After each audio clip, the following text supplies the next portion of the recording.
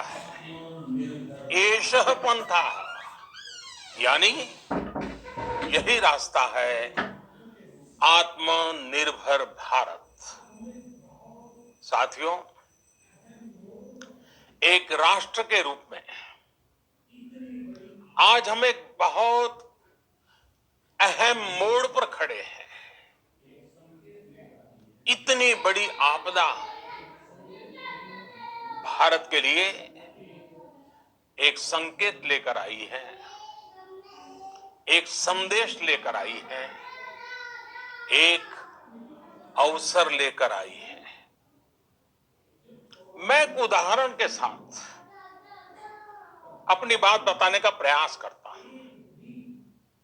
जब कोरोना संकट शुरू हुआ तब भारत में एक भी पीपीई किट नहीं बनती थी।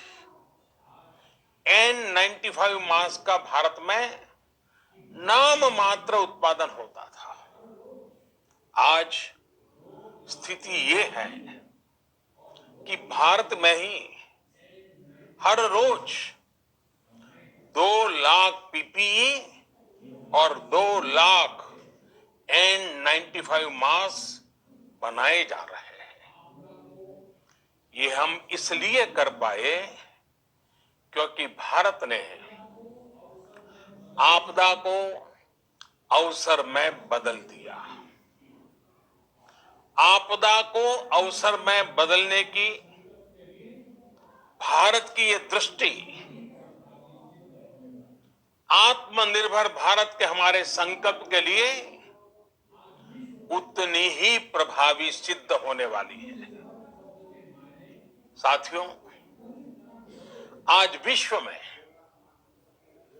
आत्मनिर्भर शब्द के मायने पूरी तरह बदल गए हैं। ग्लोबल वर्ल्ड में आत्मनिर्भरता की डेफिनेशन बदल रही है। अर्थ केंद्रित वैश्वीकरण बनाम मानव केंद्रित वैश्वीकरण की चर्चा आज जोरों पर है। विश्व के सामने भारत का मूलभूत चिंतन आशा की किरण नजर आता है। भारत की संस्कृति, भारत के संस्कार उस आत्मनिर्भरता की बात करते हैं जिसकी आत्मा वसुधैव कुटुंबकम है। विश्व एक परिवार। भारत जब आत्मनिर्भरता की बात करता है तो आत्म केंद्रित व्यवस्था की वकालत नहीं करता है। भारत की आत्मनिर्भरता में संसार के सुख, सहयोग और शांति की चिंता होती है। जो संस्कृति जय जगत में विश्वास रखती हो, जो जीव मात्र का कल्याण चाहती हो,